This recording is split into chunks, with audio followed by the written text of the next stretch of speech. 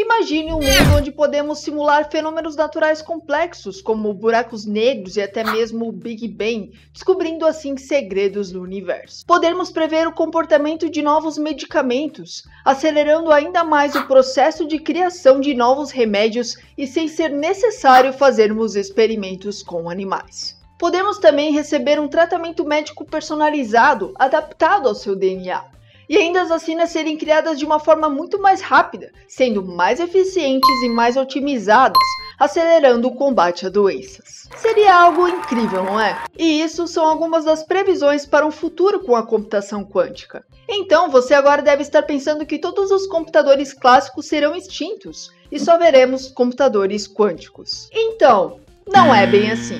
Ainda existem situações que podem ser solucionadas de uma forma muito mais simples pela computação clássica, como soma e multiplicação de números, jogos, navegação na internet, edição de vídeos e de texto. Pois os computadores clássicos são mais eficientes para essas operações e possuem décadas de melhoria de hardware e software. Já os computadores quânticos são mais adequados e eficientes para algumas aplicações específicas, aplicações diferentes dos computadores clássicos. É como você comparar um carro com uma lancha. Ambos são veículos, porém funcionam em aplicações diferentes.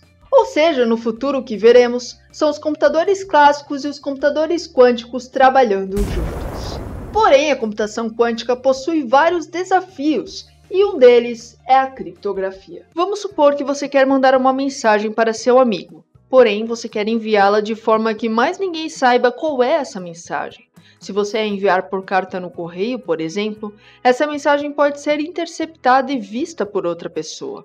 Agora, se enviá-la por WhatsApp, por exemplo, a pessoa não conseguirá interceptá-la, pois as mensagens estão criptografadas. Assim como acontece com tudo hoje em dia, assim como as nossas senhas de bancos, contas e e-mails.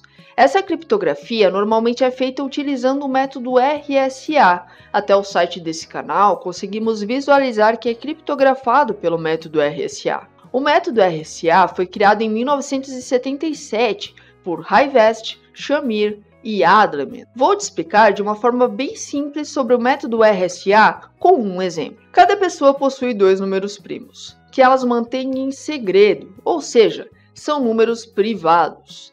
Eles multiplicam esses números para obter um número ainda maior e o tornam público para que todos possam ver.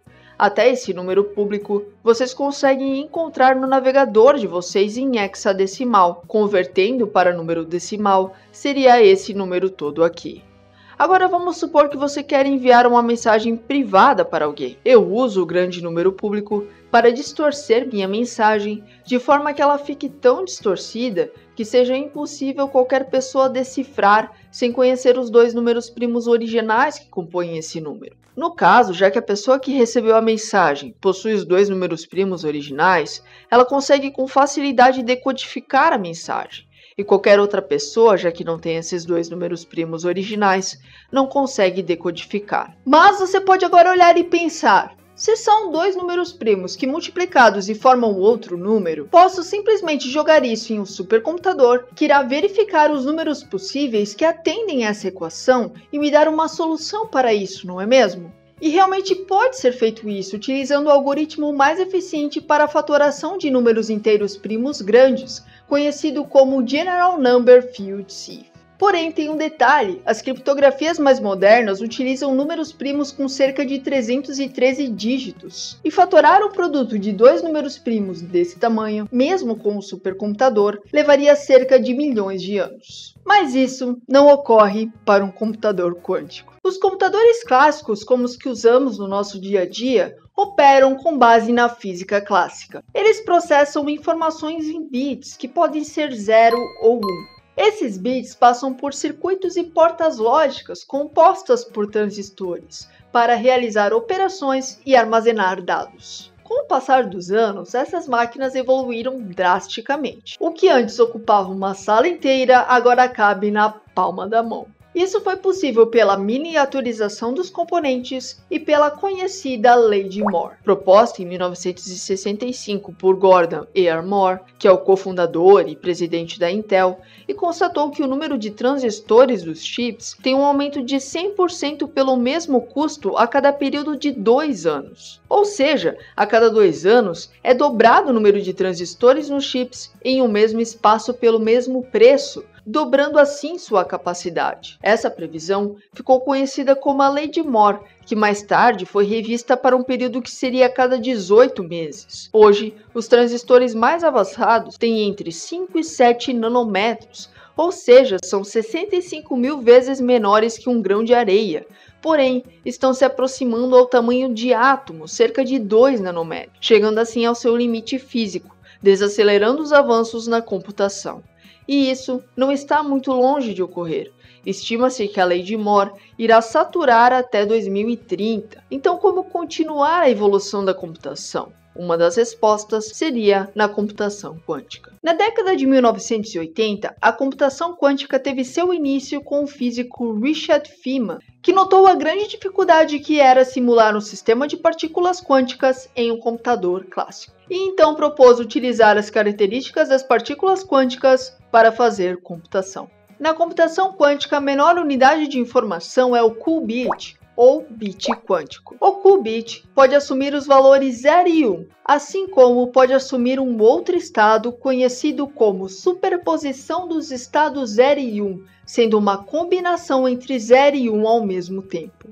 Devido a isso, ele pode ser utilizado para representar propriedades físicas, como a direção de propagação de um fóton ou o spin de um átomo, por exemplo. Vamos supor que você tenha a combinação entre 2 bits em um computador clássico, 00, 01, 10 e 11, onde cada conjunto de bits formam um número, 00 sendo igual a 0, 01 sendo igual a 1, 10 sendo igual a 2 e 11 sendo igual a 3. Para ser feito um cálculo, por exemplo, teria que ser feito um de cada vez. Por exemplo, primeiro 5 elevado a 0 igual a 1, depois 5 elevado a 1 igual a 5, após isso 5 elevado a 2 igual a 25 e por fim 5 elevado a 3 igual a 125. Já em um computador quântico, se tenho 2 qubits, devido à superposição, é possível ser feito isso tudo ao mesmo tempo. Ou seja, o processo seria muito mais rápido. Porém, a superposição de estados possui um problema, que ocorre na hora da medição. Vamos supor que agora quero medir esses valores, 1, 5, 25 e 125.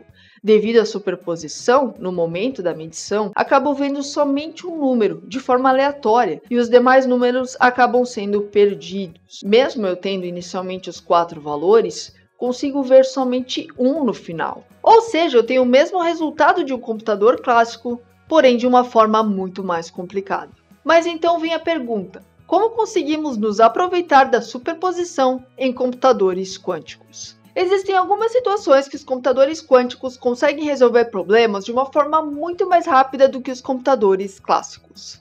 Uma delas é utilizando juntamente com a superposição a interferência.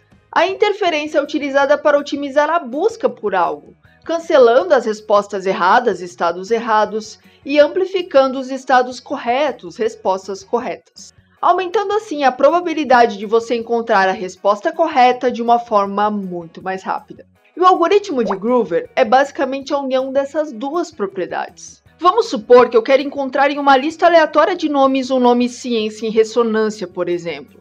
Em um computador clássico, ele iria de um em um procurando esse nome, tendo que passar por vários nomes até chegar nele e o encontrar.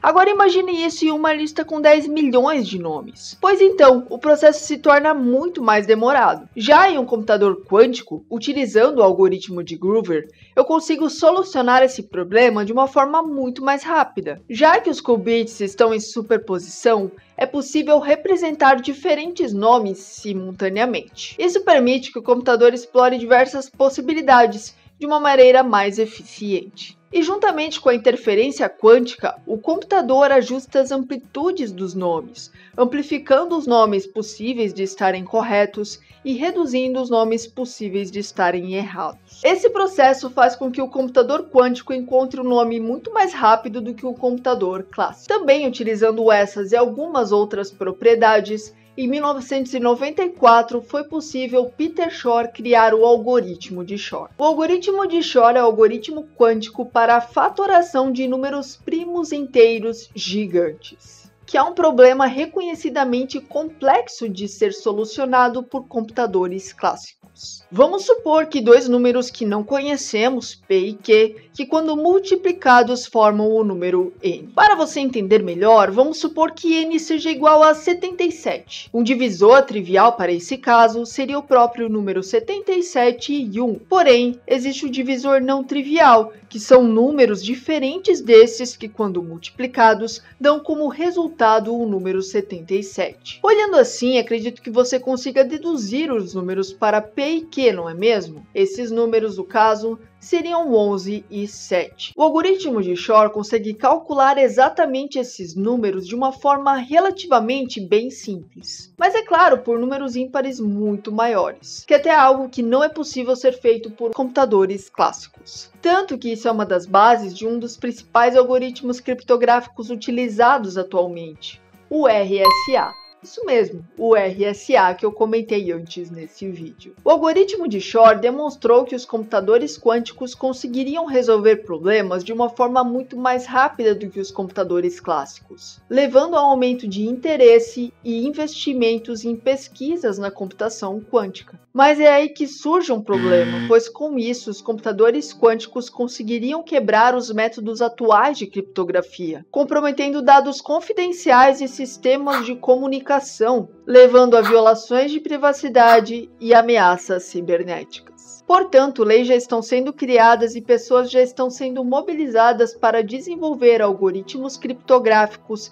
que sejam resistentes a ataques de computadores quânticos. Esses algoritmos visam proteger os dados contra ameaças quânticas e garantir a segurança a longo prazo na era quântica, como o BB84 e E91, por exemplo. Embora existam desafios no desenvolvimento de protocolos de comunicação quântica seguros, os avanços nas tecnologias quânticas nos dão uma grande esperança para a criação de uma internet quântica segura. Ou seja, podemos notar que está havendo um grande progresso nas tecnologias quânticas. Podemos ver isso também até pelo desenvolvimento de processadores quânticos com uma contagem cada vez mais crescente de qubits. Em 2007, a empresa canadense D-Wave anunciou a produção do primeiro processador quântico do mundo, o Orion, com uma capacidade de 16 qubits. Em novembro de 2017, a IBM anunciou sucesso no desenvolvimento de um computador quântico de 50 qubits. E na sequência, em março de 2018,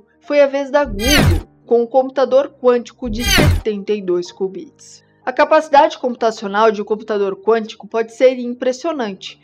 Por exemplo, um computador quântico de 100 qubits seria mais poderoso do que todos os computadores atuais do planeta. Embora muitos sistemas de computação quântica operem próximos ao zero absoluto, algumas arquiteturas com operações em temperaturas maiores estão sendo desenvolvidos, como íons aprisionados, sistemas baseados em pontos quânticos ou até mesmo qubits de diamantes. Mas, até agora, nenhuma empresa propôs formalmente a entrada de seus computadores quânticos no mercado. Porém, quando esse momento chegar, a união entre a computação clássica e a computação quântica irá nos revelar uma internet e uma tecnologia que antes eram consideradas impossíveis de serem alcançadas. O que você acha sobre isso? Acha que demorará muito tempo para os computadores quânticos entrarem no mercado? Deixe nos comentários. Muito obrigada e até o próximo vídeo.